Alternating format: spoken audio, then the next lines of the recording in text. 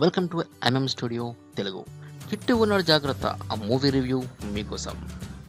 Young హీరోలో తనకంటూ ఓ స్పెషల్ ఇమేజ్ను క్రియేట్ చేసుకున్నాడు హీరో రాజ్ తరుణ్.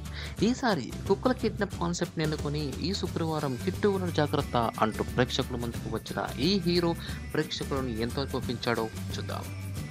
కథ పరంగా చూసుకున్నట్లయితే కారు మెకానిక్గా పనిచేసే కిట్టు డబ్బు కోసం తన స్నేహితులతో కలిసి కుక్కలను కిడ్నాప్ చేసి వాటి ఓనర్స్ దగ్గర నుండి డబ్బులు గుంజుకునేవారు.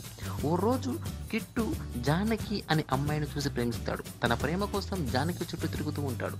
ఒక సందర్భంలో జానకి కూడా కిట్టును ప్రేమిస్తుంది. జానకి తండ్రి ఆదాయపు పన్ను కమిషనర్గా పనిచేస్తుంటాడు. అయితే కిట్టు నిజాయితీని తెలుసుకోవడానికి జానకి తండ్రి తనను 25,00,000 డబ్బు ఉన్న బ్యాగ్ను తన గ్యారేజ్లో వదిలేసి రమ్మని చెప్తాడు. అయితే అదే రోజు ఆ డబ్బు ఉన్న బ్యాగ్ను కిట్టు స్నేహితుడు దొంగతనం చేస్తాడు.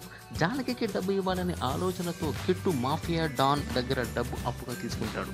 ఆ డబ్బుని జానకికి తిరిగి ఇచ్చేయాలని భావిస్తాడు. అయితే కిట్టు డబ్బు కోసం కుక్కలను కిడ్నాప్ చేస్తున్నాడనే విషయం తెలుసుకున్న జానకి అతడికి దూరం అవుతుంది. అదే సమయంలో మాఫియా డాన్ తమ్ముడు జానకిని తన తండ్రి యాక్సెస్ కార్డు కోసం కిడ్నాప్ చేస్తాడు.